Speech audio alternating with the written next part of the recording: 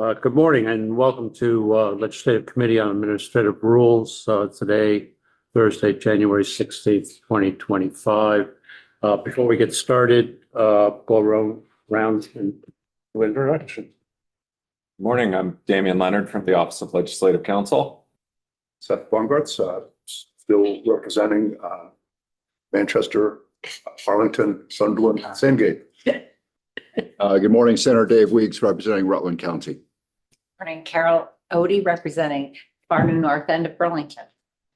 Jenny Lyons, Senator from Chittenden Southeast. And Representative Trevor Squirrel, representing Underhill and Jericho, and our assistant committee person, Emery. Emery Matthias. All right, thank you. First thing I want to do is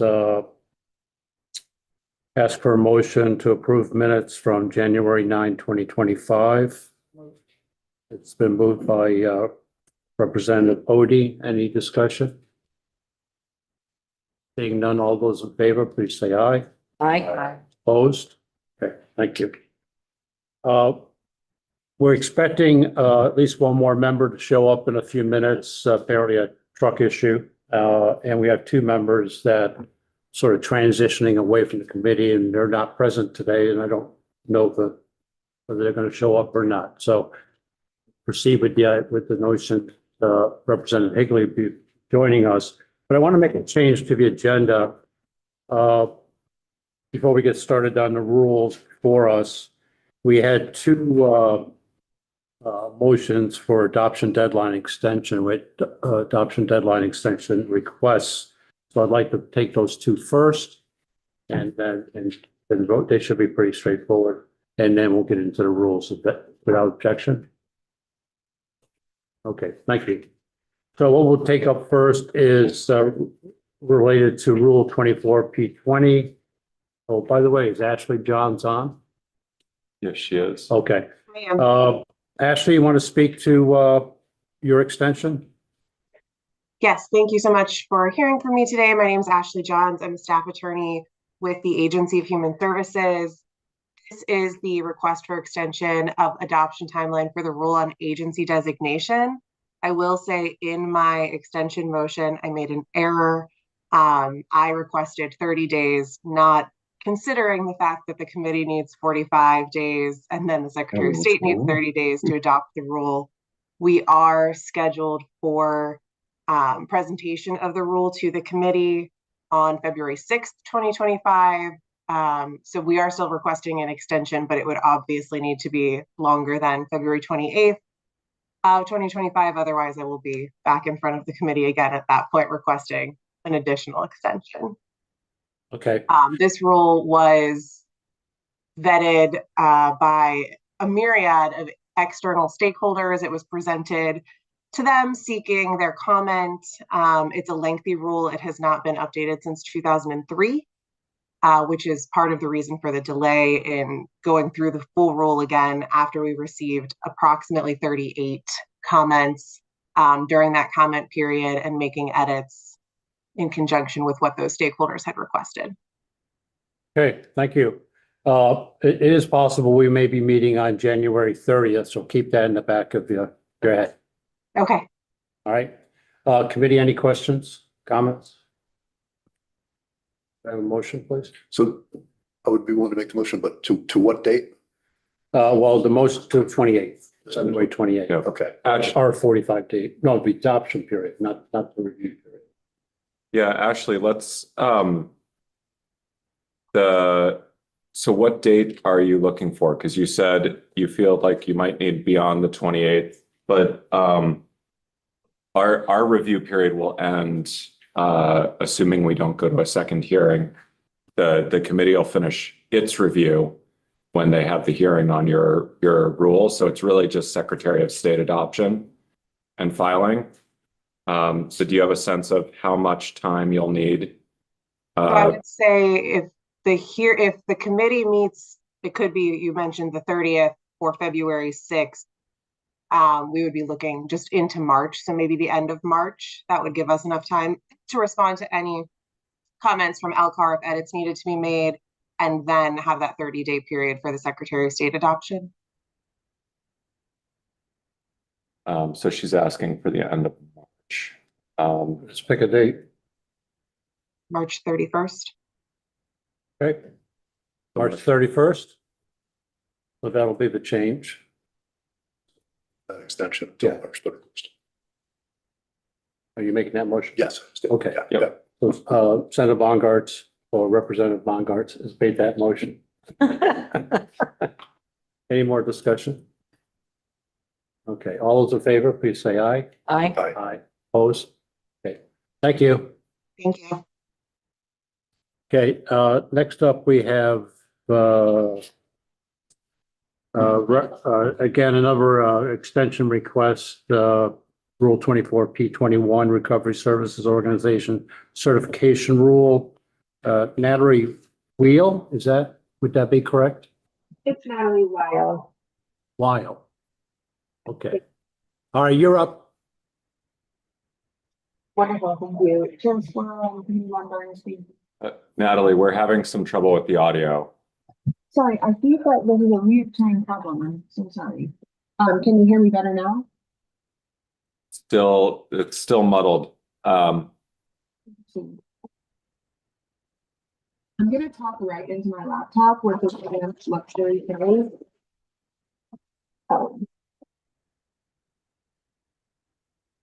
Is this better? That is better. I'll see the problem. Thank you for your patience. Sorry about that. Okay, Chair That's Squirrel, better. Yeah.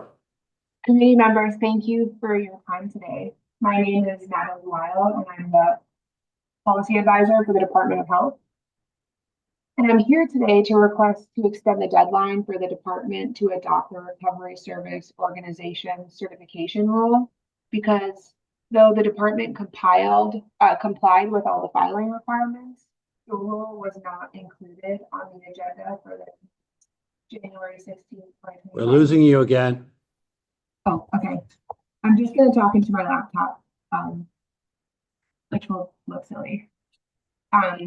So though the department complied with the filing requirements, the rule was not included on the agenda for today's committee meeting.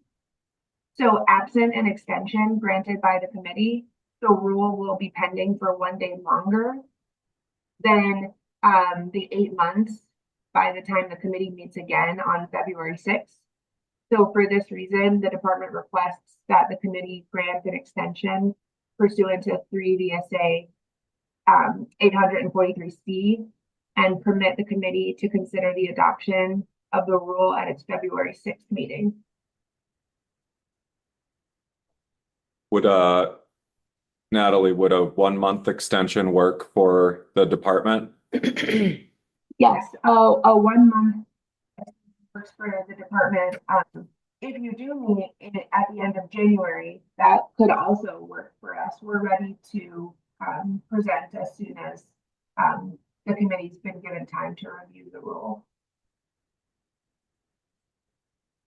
I would suggest just March 7th to give us a safety room. That's the first Friday in March. Friday, I think after town meeting week. So, but that way, if something happens and we have to cancel a hearing or the rule gets bumped, there's time. That sounds perfect. Thank you very much. So move. March So 7th. moved by Representative Bongartz. Any discussion? All those in favor, please say aye. Aye. Opposed? Okay, thank you. Thank you so much. Okay. So the first rule we have here will be Rule 24P35, licensing and operating regulations for therapeutic community residences. And Big Stewart Shoe. Sure. I should know that. Known Stewart for a while. Stewart, you there? A message saying she wasn't able to hear anything to change over. Give him a second. Pin code is there.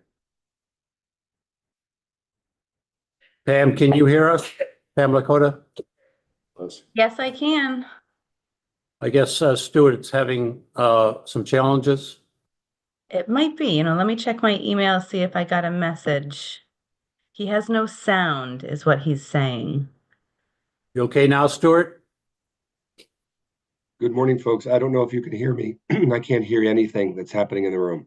I don't know what's happening with my audio. So I see mouths moving, but no sound. One-way So it's obviously something on my end. Well, if you can't hear us, well, can't hear me now. So Notes, gonna put it in front of this you. isn't gonna work. Yeah. Does that count? You still can't hear us, right? Okay. It's probably not our end, right? Probably not. I have a feeling it may have something to do with the system upgrade that I just did on my computer minutes before this meeting. And I think it may have messed That's a with some mistake. of That's too bad. All right, well, we're gonna have to, what's the 45-day review period here? Not until February, right? February 2nd. So if we meet on the 30th, we still have time. Pam, why don't you communicate with Stuart and let him know that we'll take this back up on January 30th, which Okay, is two weeks. It'll still fit within our 45-day window, and your adoption timeline is fine also. okay. I'll certainly let him know that. Thank you so much. All right, thank you. Good morning, Representative Higley. Morning. I'm like, Everything okay? Yep. Okay, good. All right, so we're going to move on to the next rule. There's an emergency rule and then the permanent rule related to the same subject. The emergency rule is 24E08, General Assistance, Emergency Housing Assistance, Emergency Rules. And then the permanent rule is Rule 24P42. My understanding is that the emergency rule was a stopgap between the ending of the last emergency rule and whenever we adopt or whatever happens with the permanent rule. My understanding is that this emergency rule is identical to the prior emergency rule. Is that correct? Yes, that's correct. For the record, I'm Heidi Moreau, a policy advisor with the Department for Children and Families. And yes, the original emergency rule was set to expire on December 28th. The permanent rules are not yet in effect. So we adopted this second emergency rule, which is identical to the first. Okay. We've had extensive conversation around the general assistance rules, certainly the Senate emergency rules. I don't know, I think everyone in this room has been part of that conversation, and we're aware of our actions from the last emergency rule that was filed with this committee. So is there any discussion right now regarding the emergency rule before I'm thinking that we should get through this and get to the permanent rule, which I think is where we'll have the substantive conversation. But I'll need a motion. make a motion to approve 24E08, the General Assistance Emergency Housing Assistance Emergency Rules. Okay, we have a motion from Representative Higley. Well, I won't be able to vote for this rule. It's consistent with what happened the last meeting, and I think that we should not act on the rule itself. Won't support your motion. It is inconsistent with legislative intent, and we went through a number of areas with the rule during the last meeting.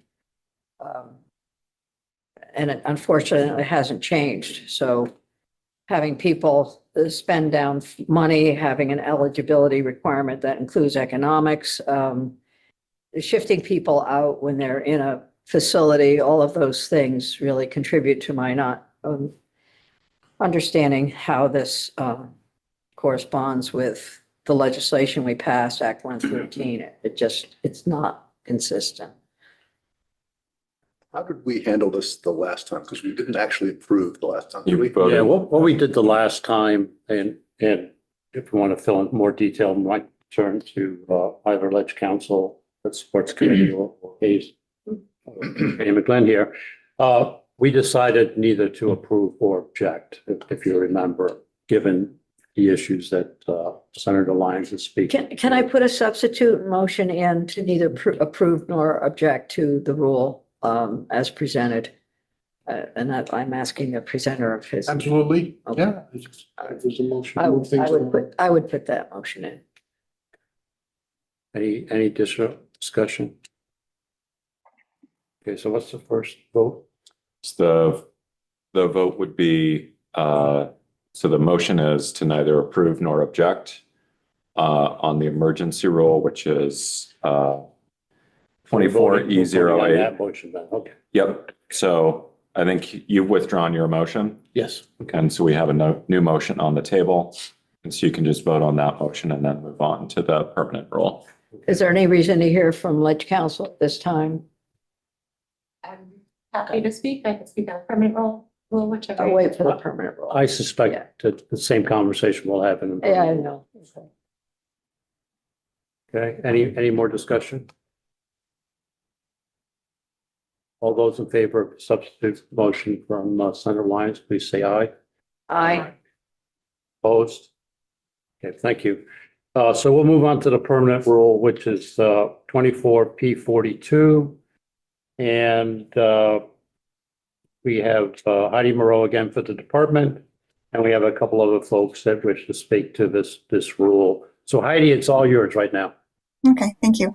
DCF does acknowledge that there's a difference in opinion as to whether the resource test and the prioritization provision meet legislative intent. And it's DCF's position that, we do want to ensure access to motel rooms for the most vulnerable populations of those vulnerable populations that were already identified in the legislation.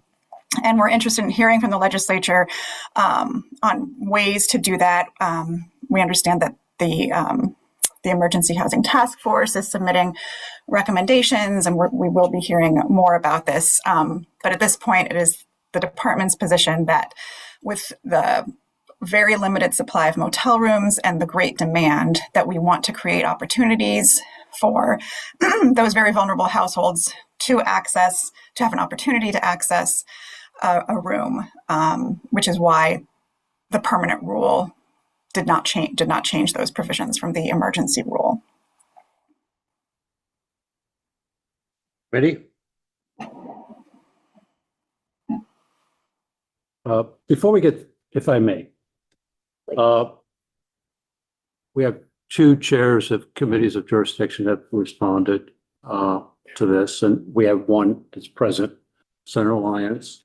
But we do have a memo from the chair of House Human Services, and if I may, I'll just read these couple quick paragraphs from her regarding the emergency rule. Section 2652.2 C4. The legislature specifically asked the GA task force to undertake making a recommendation to enable participants to save money in order to acquire permanent housing. The requirement to fully exhaust all resources in order to receive assistance is contrary to the legislature's intent to enable participants to save resources to secure permanent housing. The second point, section 2652.2 N1, the language of the Budget Act makes no provision for DCF to institute prioritization, particularly during the cold weather months when there are no room caps and no day limits for participants. House Human Services took testimony from DCF on this issue January 10th. Implementation of this policy and proposed rule has a potential impact of displacing one homeless household housed in a hotel motel in favor of another homeless household. The legislature was specific on eligible populations, did not envision further prioritization. This is inconsistent with the legislative intent, particularly with regard to cold weather months. And that's from House Human Services. I'll just add to that Representative Wood and I did meet with the Commissioner of DCF before the beginning of the session to discuss the rules, and I agree with her assessment that has been sent in, and my concerns continue based on what we have discussed in previous Lcar meetings, as well as just looking at what we passed in Act 113, the big bill. And the rule does demonstrate inconsistency with legislative intent. Other committee members? Representative Hill? So I guess I'd just like to know where we go from here. It looks like there's a bit of a stalemate and what can we request of DCF at this point? Well, we made a couple of requests, but may I turn to you? Sure. Do you want to? Yeah, Katie McGlynn. And who's very well versed in this topic and maybe can give us a review of what we said last time and what we had asked DCF to do for us prior to the permanent rule. Sure. Which I think is your question, right? Rep? Yeah, yes. Katie McGlynn, Office of Legislative Counsel. Good morning. So as you've already heard, the permanent rule is fairly similar to the emergency rule with a few exceptions, some definitions and some language about a representative for a household. Just to refresh your memory, this fall, when you were looking at the emergency rules, you submitted a memo kind of outlining some of your concerns about the rule. The biggest issue that you flagged at that time was the exhaustion or the spend down of resources.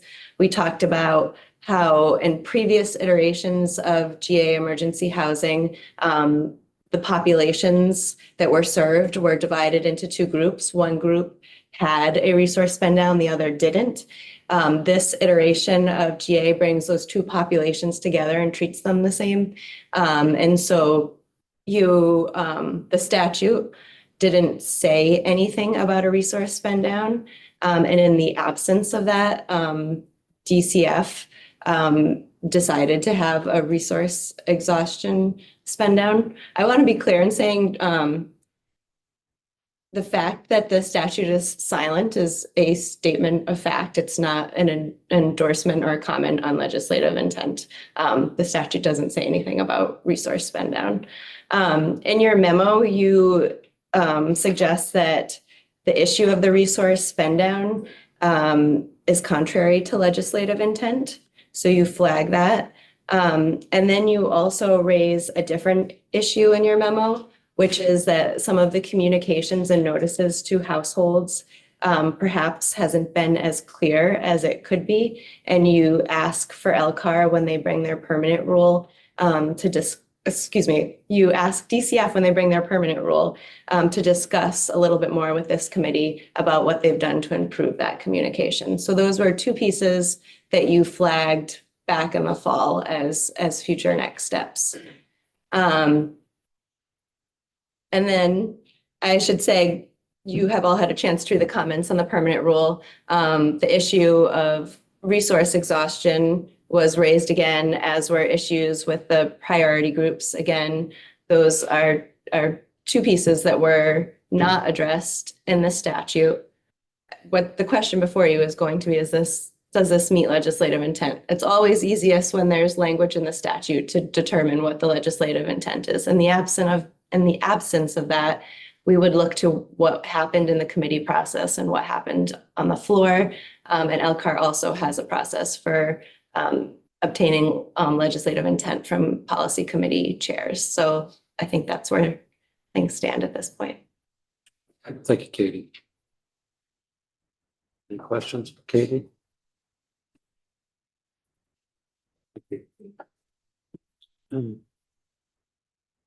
Any more questions from the committee for Heidi? Okay. I do have one more for Katie, and it's, sorry, you look at the floor, you talk to chairs, and did you say you look at committee discussion? Yeah, I think for legislative intent, it's always nicest and easiest when you have plain, unambiguous language in the statutory language. That's always the best tool in the toolbox. Absent that, you have conversations that had on the record in committee you have debate that happened on the floor, and you have, for Lcar, you have the statements made by the policy chairs as to the legislative intent as they understood it leaving their committee. Thank you.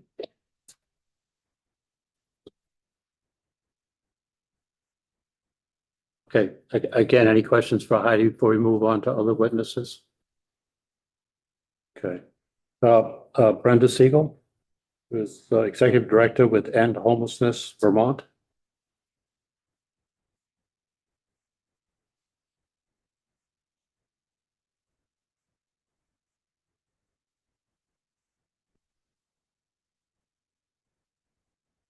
Away. Good morning. For the record, I'm Brenda Siegel, Executive Director of End Homelessness Vermont. And I came before you before, and I wasn't sure if there'd be new people. So I was going to just say a little bit about what we do, but I think you all know. But just for a very brief review, we primarily work with people with disabilities. We support people at the point of an emergency. And we have interacted with well over 1,000 people since June. And we have 400 ongoing clients and a little over 100 who we help and support in some way, whether it's guiding them or doing it for them with their renewal process. So we have day-to-day interaction with the rules and day-to-day interaction with people who are impacted by the rules as well. So one thing that I really want to flag is that I'm very disappointed that we had a meeting between Legal Aid, the administration and Homelessness Vermont, and that nothing did change in the permanent rules. I think that there always is best in good faith when we come to some kind of compromise. The prioritization has, I'm going to start with the resource test. Act 113 clearly laid out that its primary purpose was to ensure that households that meet eligibility requirements receive the shelter that is allowed in the allowed number of days.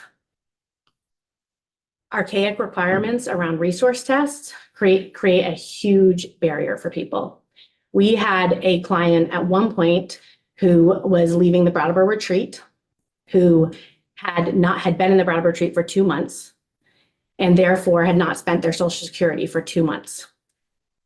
That meant that that person was not eligible because of the rules on resource test. So they were discharged from the Brattleboro retreat after a severe mental health crisis to the street. We also have had clients who are asked to spend down their IRA that after losing their homes to a flood. We have had clients that have more resources, but potentially those resources could go towards more a faster acquisition of that home. Like they'd be able to purchase a home potentially and using that as their down payment.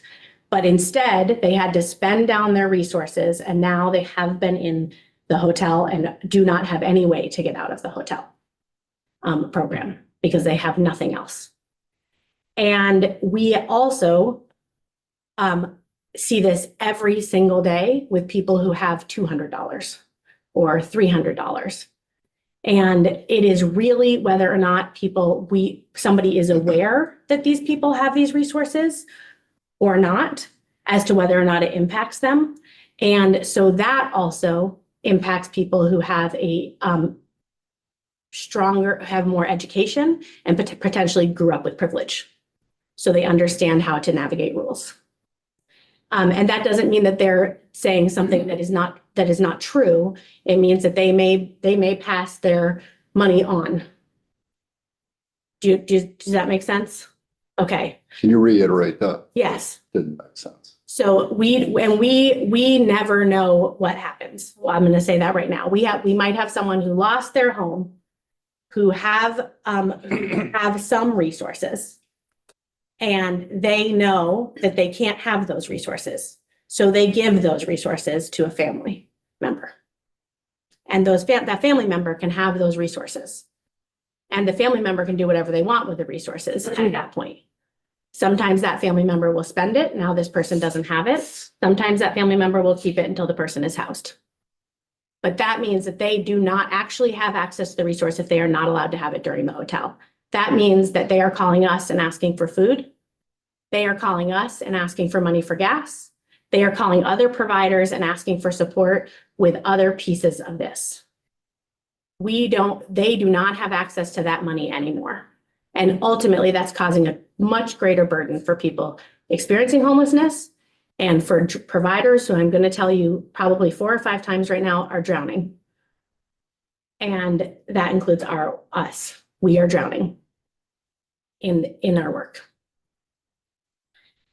I'm going to move on really because I think that we've talked a lot about the resource test in here. You can feel free to ask me any questions and add one piece, which is that I grew up in poverty. I said this last time I was here. And I didn't grow up in poverty. I'm sorry. I've experienced poverty as an adult and in the last 20 years. And I have sometimes lived with resource tests. And those resource tests have prevented me from income tests have prevented me from accepting jobs that put me right over the line. Resource tests have prevented me from being able to save any money for when my car dies, which has left me without a car out in the country for several months.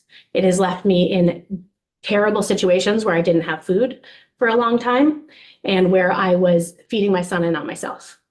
Resource tests are really bad for people in poverty.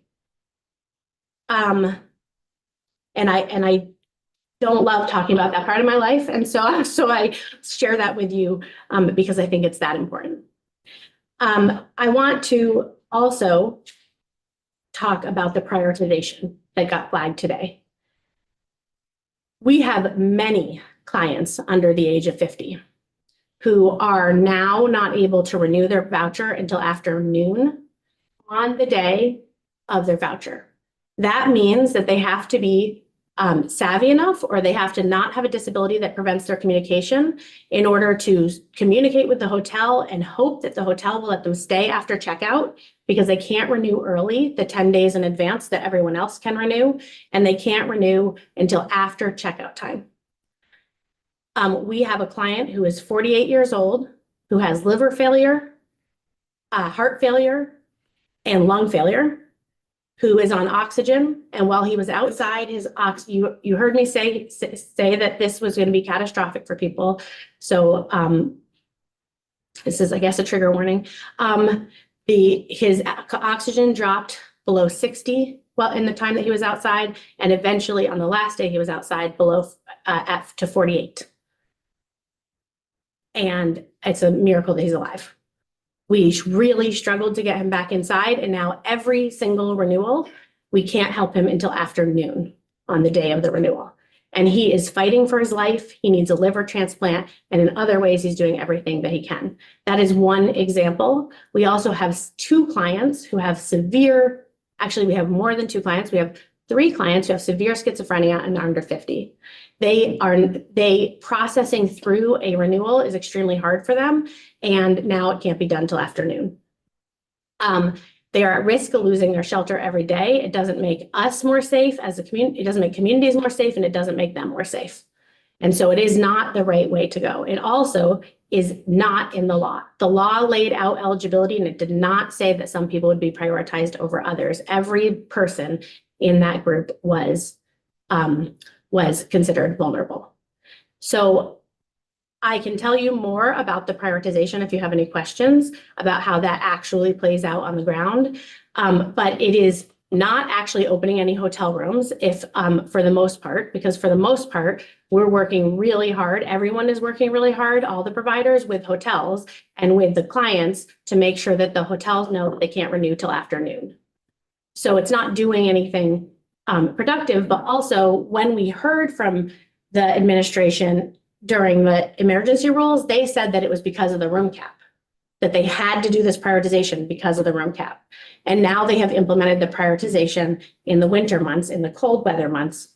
And we have been in what they're calling admin procedure, but we call it prioritization, priority categories, admin procedure, the entire cold weather, except the first few days. And so that means that this is going on every day. That also means a new household that is under the age of 50, regardless of their disability, whether they're in a wheelchair, whether they're on oxygen, regardless, is not able to even call and apply for emergency housing until afternoon on the day that they are that they need to access shelter, and it's only open till 4:30. The other thing that you're going to hear more from legal aid, so I'm not going to go deeply into it, is that we still haven't created a really appropriate notice of benefits. And that notice of benefits is really important whether it's EBT, whether it's any kind of benefit, Section 8, any kind of thing that you are receiving that's a benefit, you get a notice that lets you know how long you are eligible for that benefit and what you need to do next, and if there's any verification that you need to provide.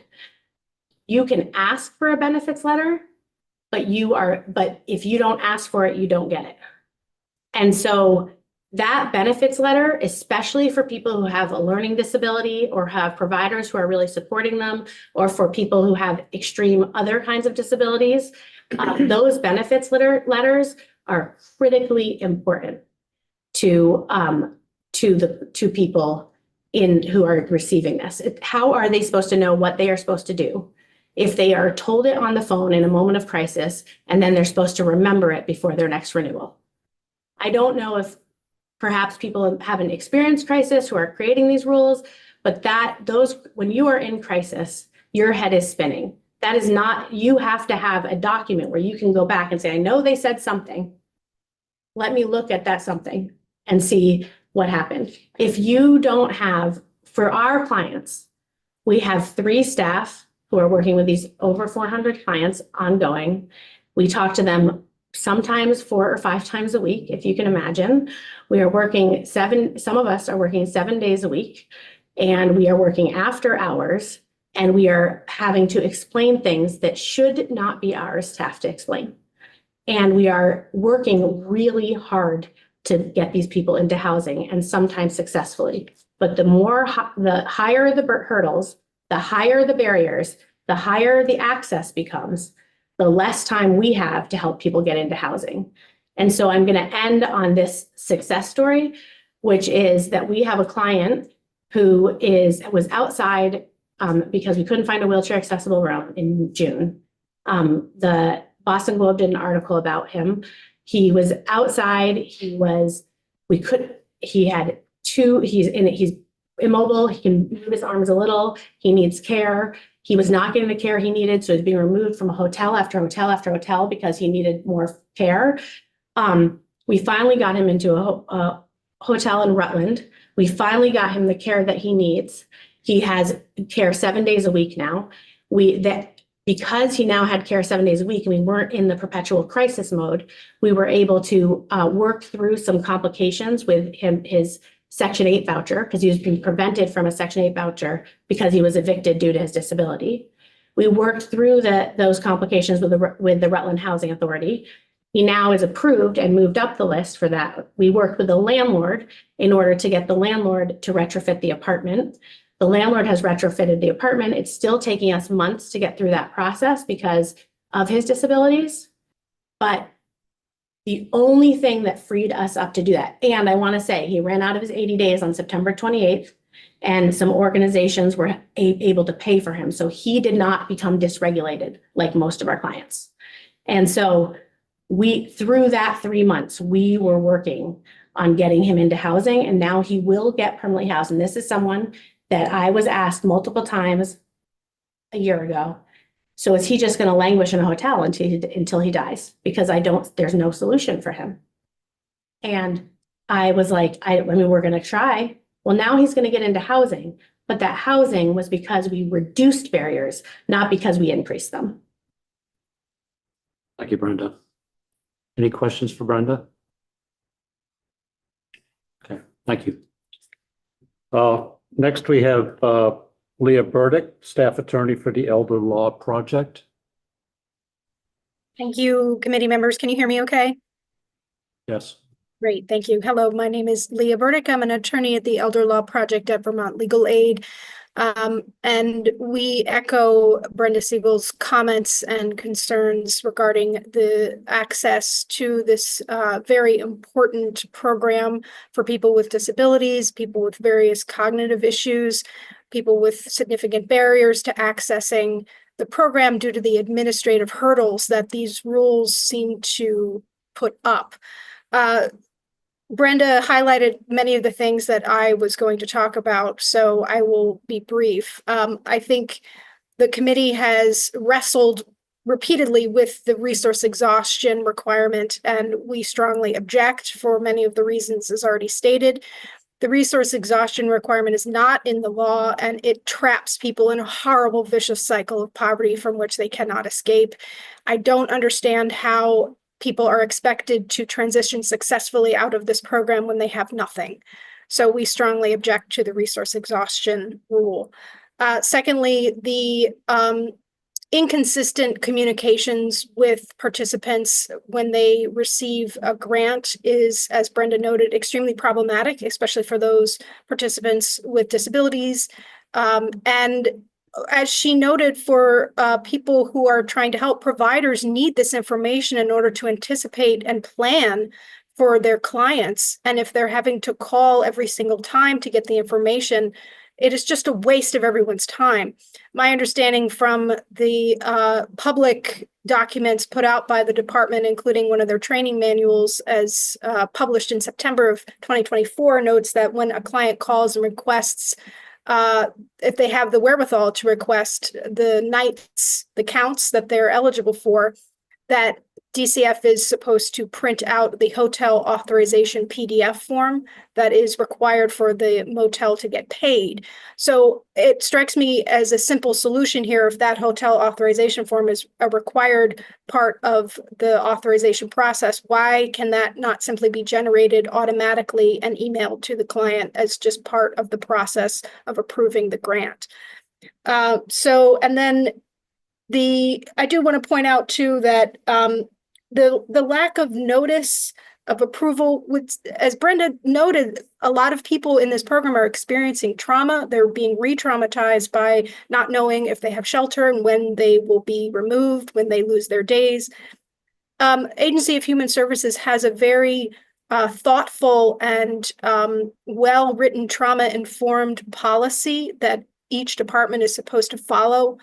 And this lack of notice and refusal to provide notice unless asked would seem to violate that policy of being trauma-informed and making policy decisions that are comport with that policy itself.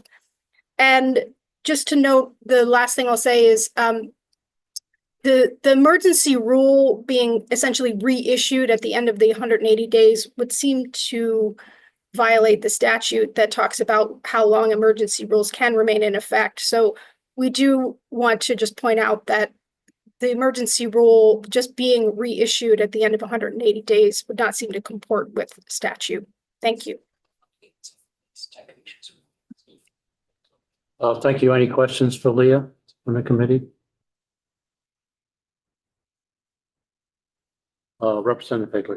It's not a question, but if there are no questions, I certainly would like to hear from DCF in regards to the resource test again. I know they had said in the past that they use discretion.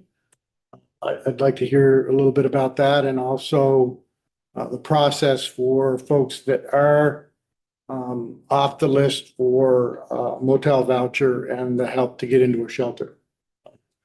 Ashley? I'm going to turn it over to Nicole Tousignant to address those questions. Good morning. My name is Nicole Tousignant. I'm the Economic Benefits Director for the Economic Can't hear you. Is that better? A little bit louder for me. It's going to happen. Good morning. My name is Nicole Tousignant. I'm the Economic Benefits Director for the Department of Children and Families, overseeing the General Assistance Emergency Housing Program. And the resource test does have some flexibilities. We've provided guidance to staff that if a client has upcoming expense, let's say auto insurance or a car repair, the two that come to mind quickly, they can deduct those from the client's available resources to determine if they are eligible for the program. You have an actual physical policy that we could see? It is in our housing resource guide that is posted on our website, and I can send that to the committee after, or I can just do a clip out of that guide if that's easier. That shows. Yeah. Send it to our committee assistant and he'll distribute it. I can do that. Thank you.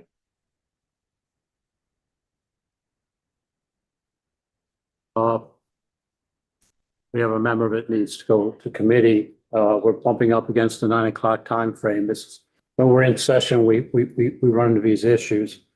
And I guess I would propose the committee because of that.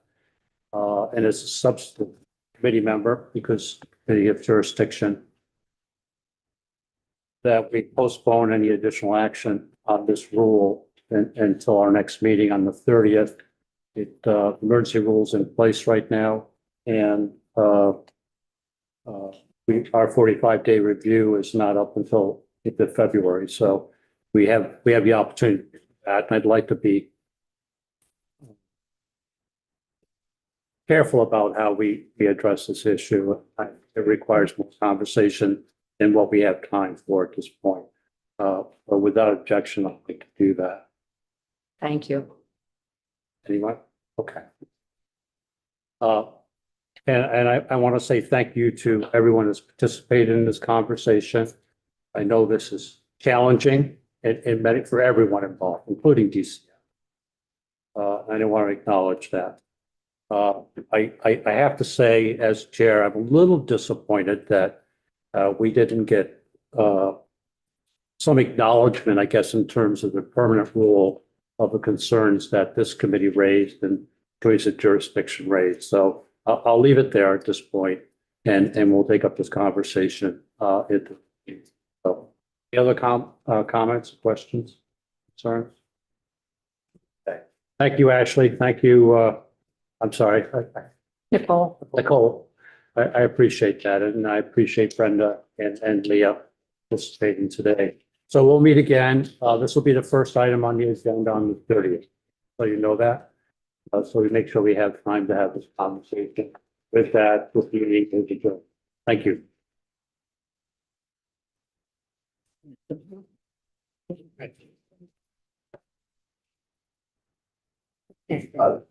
Hello.